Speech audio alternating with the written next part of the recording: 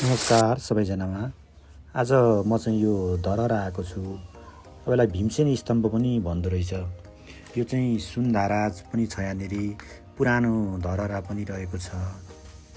अब यो रिक्याप हो, यो चाहिँ अब यो भित्र के छ भन्ने कुराहरू संक्षिप्त रूपमा जानकारी गराएँ मैले। अब यसभित्र विस्तृत रूपमा जानकारी प्राप्त गर्नको लागि चाहिँ भिडियो अन्तिमसम्मै हेर्नुपर्ने हुन्छ। यो धरहरा चाहिँ 3वटा भूकम्प यसले थामेको छ। विस्तृत विवरण भित्र छ।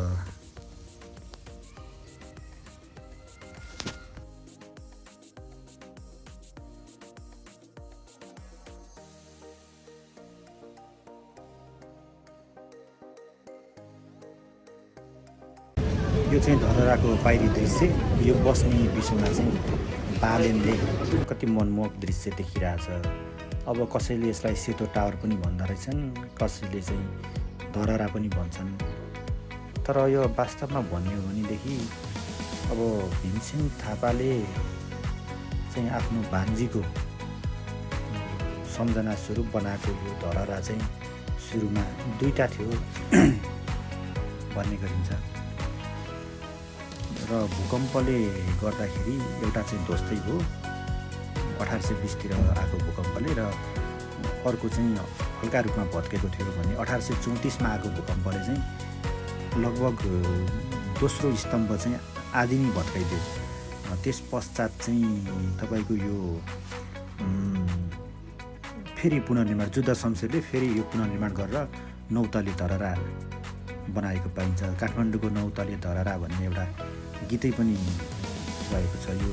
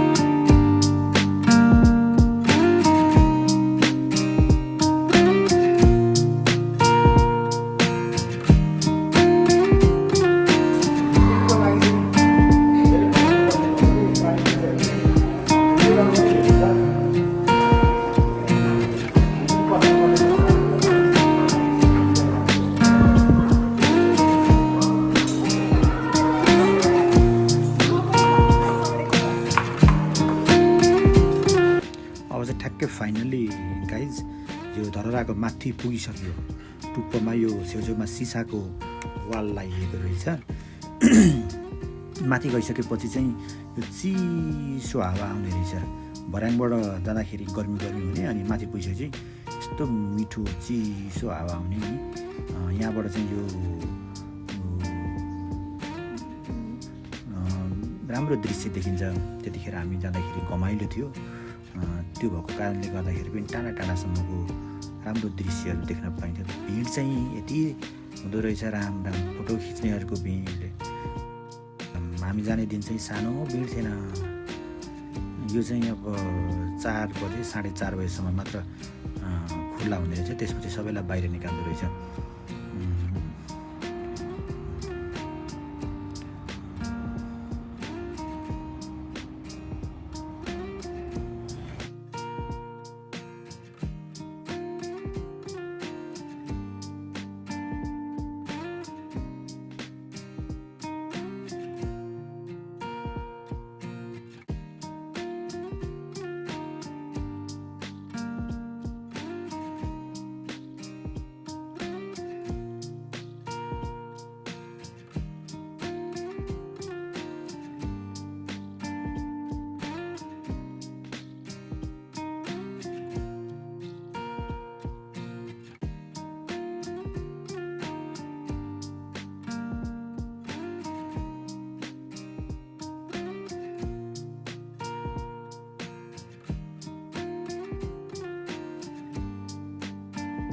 तर भिड चाहिँ व्यापक हुँदो रहेछ र यहाँनिर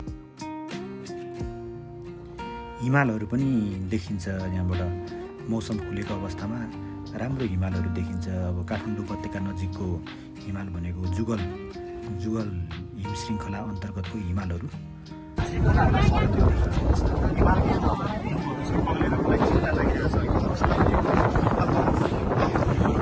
हेलो गाइस, अब चाहिँ हामी यो धरहरा चढिसकेर हामी अब बर्याङबाट चाहिँ तल झर्दैछौँ। आजको चढाइ बडो उत्साहजनक रह्यो।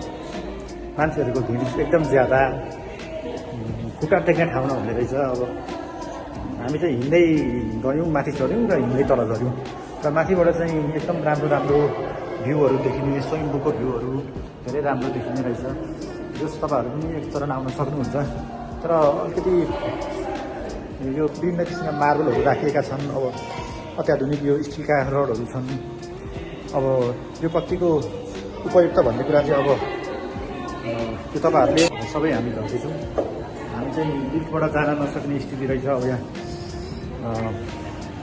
त्यस कारणले गर्दा हामी हिँड्दै गएर यति भन्दै फाइनल्ली हामी चाहिँ माथिबाट तल झरिसक्यौँ।